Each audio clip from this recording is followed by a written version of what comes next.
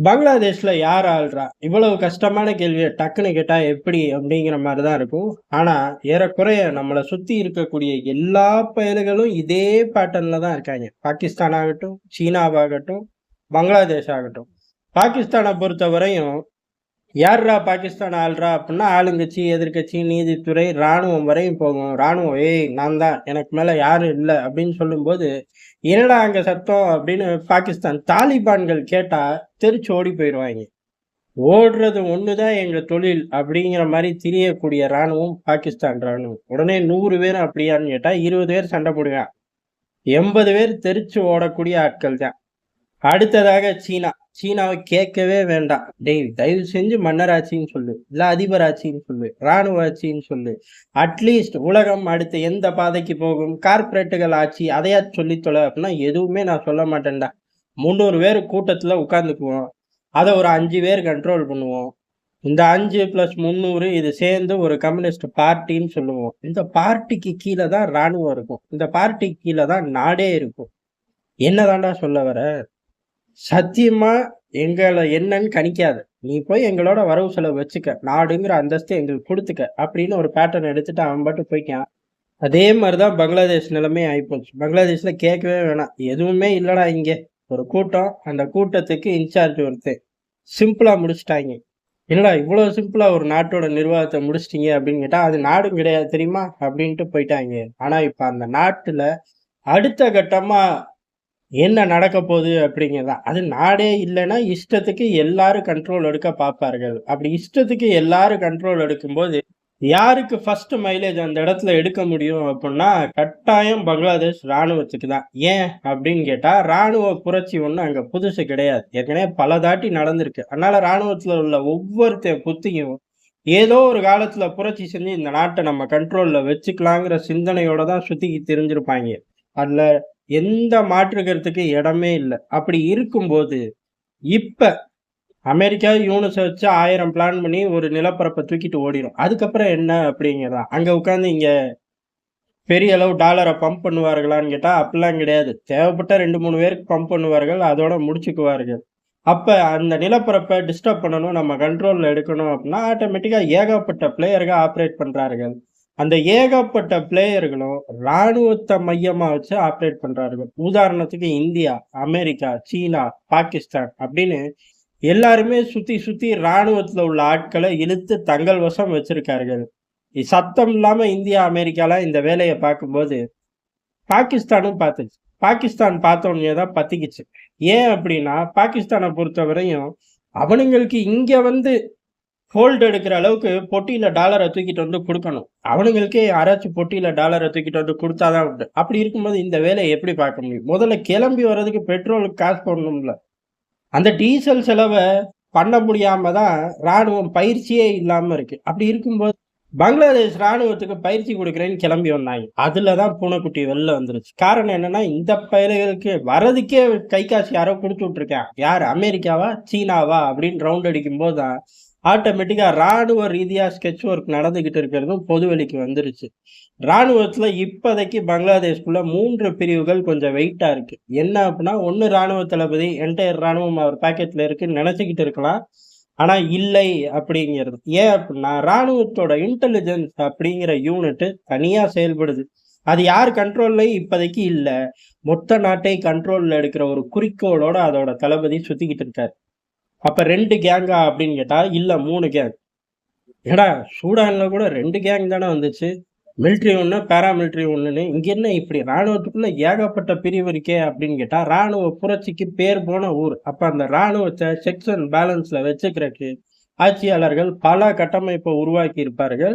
அதனால இன்டெலிஜென்ஸ் யூனிட்டும் கொஞ்சம் பவரு, ராணுவ தளபதியும் பவரு. 2 பேரும் பிச்சுக்கிறாங்க அப்படின்னா, நடுவுல இன்னொரு யூனிட் இந்த 2 பயலுகள காட்டிலும் பவர்.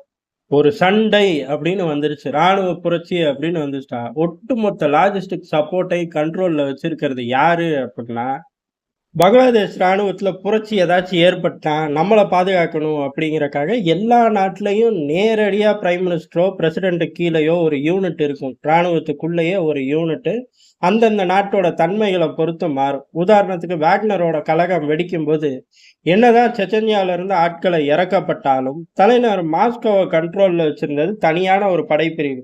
அது முழுக்க முழுக்க இந்த மாதிரி ஆபத்து காலங்கள்ல கிரெம்ளினை பாதுகாக்கிறதுக்கு மட்டுமே உள்ள டிவிஷன். அதே மாதிரி ஷேக் ஹசீனா தலைமையில ஒரு டிவிஷன் இருக்கு. அந்த டிவிஷன் கிட்ட தான் என்டையர் ராணுவத்தோட லாஜிஸ்டிக் சப்போர்ட்டை லாக் பண்ற அளவுக்கு பவர் இருக்கு. அதே மாதிரி ராணுவத்துல ஆட்களை உள்ள விடக்கூடிய அந்த ட்ரைனிங் மிலிட்ரி ட்ரைனிங் சென்டர்ஸை கண்ட்ரோல் பண்றதும் அதே யூனிட் அந்த தளபதி தான். இந்த 3 பயல்களுக்குள்ளதான் இப்ப ஏறக்குறைய உள்ள புகைச்சல் தனித்தனியா ரூட் எடுத்து செயல்பட ஆரம்பிக்கிறார்கள். இதுல 2 நபர்கள் ட்ரைனிங் காலேஜ் தளபதியும் சரி, அவர் கண்ட்ரோல்ல தான் லாஜிஸ்டிக் எல்லாமே வரும். தலைநகரையோ பிரதமரையோ பாதுகாக்கக்கூடிய வேலையை என்டையர் ராணுவத்தை வச்சு பண்ண முடியும். ராணுவ புரட்சியே ஏற்பட்டாலும் பெரிய அளவுல இந்த படை களத்துல இறங்கி துவம்சம் பண்ணும். இதுக்கு முன்னாடி பங்களாதேஷ் ராணுவத்துக்குள்ளேயே ஒரு புரட்சி வந்துச்சு. எதுக்கு அப்படின்னா சம்பள பற்றாக்குறைன்னு ஆரம்பிச்சு ஏறக்குறைய நாட்டையே கண்ட்ரோல் எடுக்கிற மாதிரி மிலிட்ரிக்கும் பாராமிலிட்ரிக்கும் சண்டை போட்டார்கள்.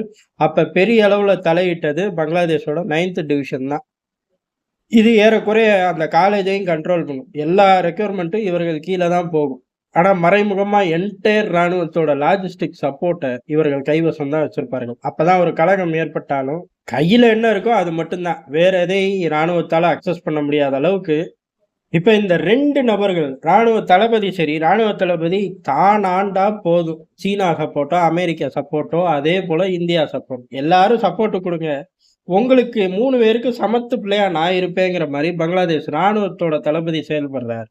ஆனா இன்டெலிஜென்ஸ் யூனிட் தனி ட்ராக், பாகிஸ்தான் சீனா அப்படிங்கிற ஒரு ட்ராக்ல போய்கிட்டு இருக்காரு. அதே மாதிரி 9th டிவிஷனோட தளபதி மொயின் கான் தான் ஏறக்குறைய பெரிய அளவுல ஆதிக்கம் செலுத்த முடியும். ஏன்னா இவர் கண்ட்ரோல் தான் 9th டிவிஷன் இருக்கு, லாஜிஸ்டிக் சப்போர்ட் இருக்கு.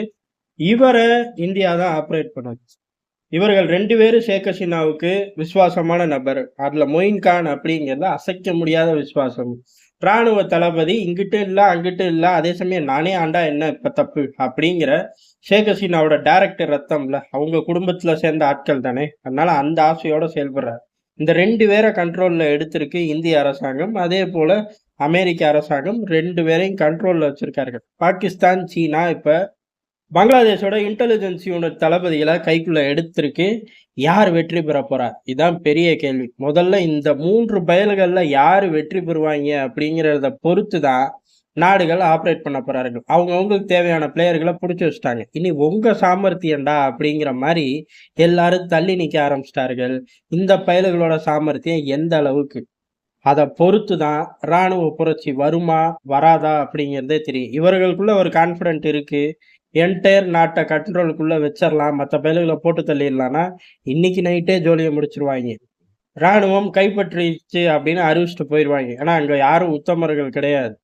இந்த 3 பேர்ல பலத்தை நிரூபிக்கிறக்க அவர்களுக்குள்ளேயே போராட ஆரம்பிக்கிறார்கள். இதை வெளியில இருந்து எல்லாரும் தன் பங்குக்கு ஆட்களை தூக்கி வச்சுட்டார்கள். இனி இவனுங்க மோதி ஜெயிச்சு வரணும். பங்களாதேஷை பொறுத்தவரை ஷேக் ஹசீனா ஹெவி வெயிட். அவர்களுக்கு அடுத்து அப்படின்னு பார்த்தா கலிதால் ஜியா, அவர்களுக்கு அடுத்து அப்படின்னு பார்த்தா இந்த 3 பயல்களோட ஆதிக்கம் ஜாஸ்தி. ஆனா இவர்கள் யாருமே பெரிய அளவு இன்னைக்கு நிலைமையில ஷேக் ஹசீனா மாதிரி கண்ட்ரோல்ல வைக்க முடியல அப்படிங்கறதா உண்மை.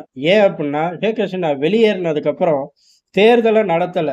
யூனுஸ் தலைமையில ஓட்டலாம் அப்படின்னு ஐடியா. ஆனா யூனுஸ் தலைமையில ஓட்டவும் முடியல. காரணம் இவருக்கு அவ்வளவு தகுதி கிடையாது. தேர்தலை வச்சா கலிதால்ஜியா அவர்கள் எவ்வளவு நாள் தாக்கு பிடிப்பாரு அப்படிங்கிறதும் சந்தேகம். ஏன் அப்படின்னா அவர்களே இப்ப லண்டன் போய் ஓடி ஒழிஞ்சிருக்கார்கள் பாதுகாப்பு காரணத்துக்காக. அதுக்கடுத்து இந்த 3 பயல்கள் டேய் தயவு செஞ்சு போய் கிளச்சிட்டு ராணுவம் கைப்பற்றிட்டா அறிவிங்கடா அப்படின்னு சொன்னா கூட 3 பயல்களோட யூனிட்டுமே சமபலமோ இல்ல பலம் குறைவு அப்படின்னு நினைக்கிறார்களோ அசைய மாட்டேறார்கள். ஏன் அப்படின்னா ஏற்கனவே மிலிட்ரி பாராமிலிட்ரி சண்டைகள்ல பாராமிலிட்ரி ஒண்ணுமே இல்லாம போச்சு. அதோட தளபதிகளுக்கு எல்லா நாட்கள்ல டிக்கெட் கொடுத்தாச்சு. அதே மாதிரி எங்க வந்துருவோமோ அப்படின்னு மாத்தி மாத்தி ஒருத்தனுக்கு ஒருத்தர் பயப்படுறாங்கன்னு சொல்லப்படுது. அந்த புகைச்சல் இப்ப பயங்கரமா இருக்கு. ஒரு பக்கம் அரசியல் ரீதியா நாட்டுல யார் ஆதிக்கம் செலுத்த போறார், இன்னொரு பக்கம் ராணுவ ரீதியா யார் ஆதிக்கம் செலுத்த போறாருன்னு ஒரு நாட்டுல ஒரே நேரத்துல 2 பிரிவும் சமமா அதிகாரத்த நோக்கி போகுது. இதுக்கு நடுவுல இந்தியாவாகட்டும், அமெரிக்காவாகட்டும், இத 2, 3 துண்டா உடைச்சு போடுறத நோக்கி போகுது. யார் ஜெயிக்க போறா அப்படிங்கிறது மிகப்பெரிய கேள்விக்குறி. ஆனா பங்களாதேஷ கட்டாயம் உடைக்கணும். உடைச்சா மட்டும் தான் நம்மனால நிம்மதியா இருக்க முடியுங்கிறத நோக்கி டெல்லி போனா அருமையா இருக்குங்கிறது எதார்த்தமான உண்மை. நன்றி, வணக்கம்.